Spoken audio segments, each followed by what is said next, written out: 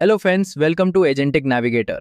जरा सोचिए, आज के टाइम में कितने सारे एआई मॉडल्स मौजूद है और अगर हर मॉडल का कॉन्टेक्स्ट शेयर करने का अपना अलग अलग रूल हो तो पूरा सिस्टम कितना केओटिक और मिसमैनेज्ड हो जाएगा। यहीं पर एंथ्रोपिक एक स्मार्ट सॉल्यूशन लेकर आया। उन्होंने कॉन्टेक्स्ट शेयर करने का एक स्टैंडर्ड तरीका इंट्रोड्यूस किया जिसे हम कहते हैं एमसीपी, मॉडल कॉन्टेक्स्ट प्रोटोकॉल। इस वीडियो में हम स्टेप बाय स्टेप ये सब कवर करने वाले हैं।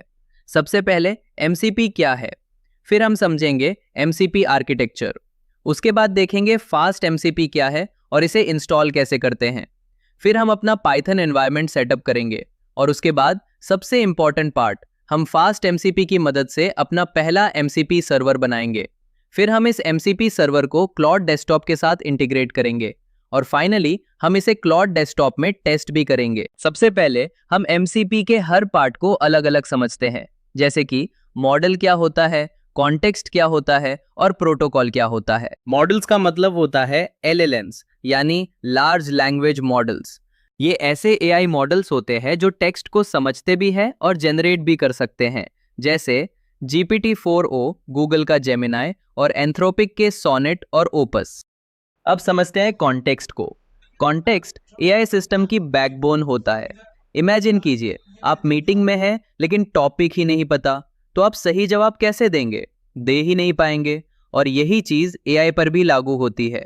No context equal to no correct output. Context को आप एक एआई एजेंट की वर्किंग मेमोरी की तरह समझ सकते हैं। इसमें कई चीजें शामिल हो सकती है, जैसे user instructions, previous conversation history, system prompts, available tools, environment data और यहां तक कि एपीआई से आने वाले रिजल्ट्स भी। Let's understand protocol.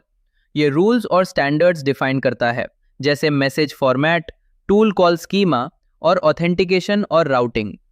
यानी सिंपल शब्दों में, कॉन्टेक्स्ट प्रोटोकॉल के थ्रू फ्लो होता है और मॉडल तक पहुंचता है ताकि एआई सही और स्ट्रक्चर्ड तरीके से रेस्पॉन्स दे सके। Now that we have understood what is MCP, let's now go deeper and understand MCP core architecture.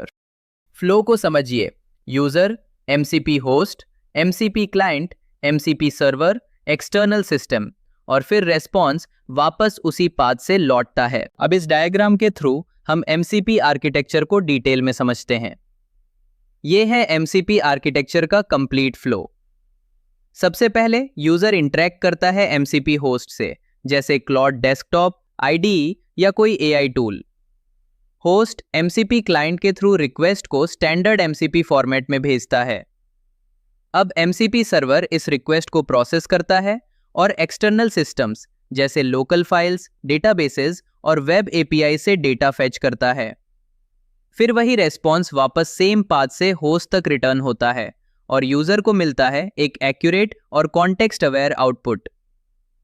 अब जब MCP आर्किटेक्चर पूरी तरह क्लियर हो चुका है तो चलिए शुरू करते हैं सबसे इंटरेस्टिंग पार्ट, अपना खुद का MCP सर्वर बनाना। MCP सर्वर बनाना शुरू करने से पहले एक डेडिकेटेड पाइथन वर्चुअल एनवायरनमेंट बनाना बहुत ज़रूरी है।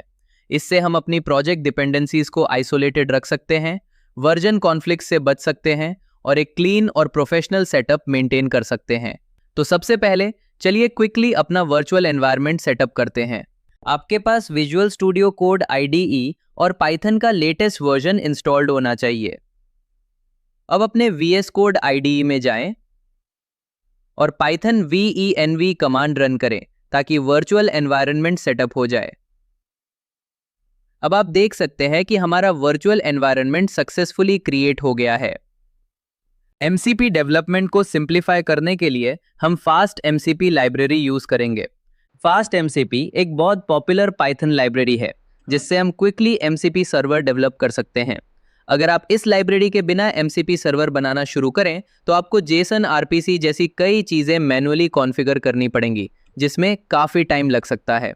लेकिन फास्ट MCP इन सारी कॉम्प्लेक्सिटीज़ को एब्स्ट्रैक्ट कर देता है। इसे यूज़ करना भी बहुत आसान है। बस पैकेज इंस्टॉल करें, अपने फंक्शन को टूल डेकोरेटर से डेकोरेट करें और बस आपका MCP सर्वर तैयार है। अब चलिए इसे एक्शन में देखते हैं। चलिए अब फास्ट MCP लाइब्रेरी इंस्टॉल करते हैं। सबसे पहले हमें अपना वर्चुअल एनवायरनमेंट एक्टिवेट करना होगा जो हमने पहले क्रिएट किया था। अब हम पिप इंस्टॉल कमांड की मदद से फास्ट एमसीपी पैकेज इंस्टॉल कर सकते हैं। अब आप देख सकते हैं कि फास्ट एमसीपी पैकेज, अब जब हमने पाइथन एनवायरनमेंट सेटअप कर लिया है और फास्ट एमसीपी पैकेज इंस्टॉल कर लिया है, तो अब टाइम है एक्चुअल एमसीपी सर्वर प्रोग्राम लिखने का। सबसे पहले हमें फास्ट एमसीपी पैकेज इंपोर्ट करना है, फिर हम फास्ट एमसीपी क्लास का इंस्टेंस क्रिएट करते हैं। अब अपने फंक्शंस को mcp.tool डेकोरेटर से रजिस्टर करते हैं ताकि ये mcp टूल्स की तरह एक्सपोज हो सकें। यहां हमने दो सिंपल फंक्शंस डिफाइन किए हैं, ऐड कस्टमर और गेट कस्टमर। इस एग्जांपल में गेट कस्टमर के अंदर कस्टमर आईडी 1 और 2 के लिए डमी रिकॉर्ड्स पहले से डिफाइंड हैं। और बस आपका पहला फंक्शनल mcp सर्वर तैयार हो चुका है, जो HTTP ट्रांसपोर्ट पर पोर्ट 8000 पर रन करेगा। अब जब हमारा MCP सर्वर कोड रेडी है, तो अब टाइम है इसे रन करने का। सर्वर रन करने के लिए हमें पाइथन कमांड के साथ MCP सर्वर की .py फाइल का नाम देना होगा। जैसे ही सर्वर स्टार्ट हो जाता है, अगले स्टेप में हम इसे क्लॉड डेस्कटॉप के साथ इंटीग्रेट करेंगे। अब आप देख सकते हैं कि MCP सर्वर सक्सेसफुली रन हो रहा है HTTP पर पोर्ट 8000 के साथ।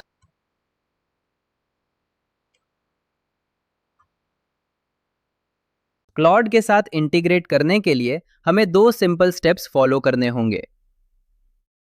स्टेप 1, हमें अपने MCP सर्वर की entry Claude desktop config file में ऐड करनी होगी। इस फाइल का लोकेशन होता है C users your username। अब क्लॉड डेस्कटॉप खोलिए और अपने न्यूली एडेड MCP सर्वर के लिए कनेक्टर एनेबल कर दीजिए। और बस अब आप अपने MCP सर्वर के साथ नेचुरल लैंग्वेज में इंटरैक्ट कर सकते हैं। चलिए अब MCP सर्वर की एंट्री cloud_desktop config फाइल में ऐड करते हैं। अब यहां इसका सिंटैक्स देख लेते हैं। हमें एक मीनिंगफुल सर्वर नेम देना होता है, फिर कमांड में npx स्पेसिफाई करना होता है और आर्ग्यूमेंट्स में टाइप और अपने MCP सर्वर का URL देना होता है।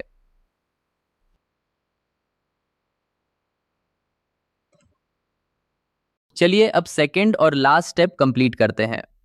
MCP सर्वर इंटीग्रेट करने के लिए हमें कनेक्टर्स ऑप्शन में जाना है और अपने MCP सर्वर को एनेबल करना है। अब जब कनेक्टर्स एनेबल हो चुके हैं, तो चलिए कुछ कस्टमर रिकॉर्ड्स फेच करके देखते हैं। अब प्लॉड हमारे MCP सर्वर को ऑटोमेटिकली डिस्कवर करेगा और गेट कस्टमर टूल को कॉल करेगा।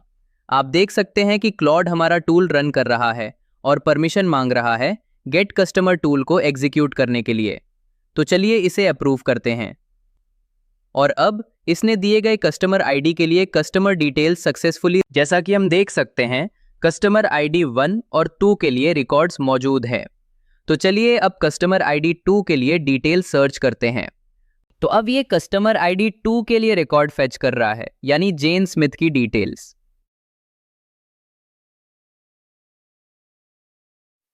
अब चलिए MCP सर्वर इंटीग्रेशन को क्लॉड से डिसेबल करते हैं,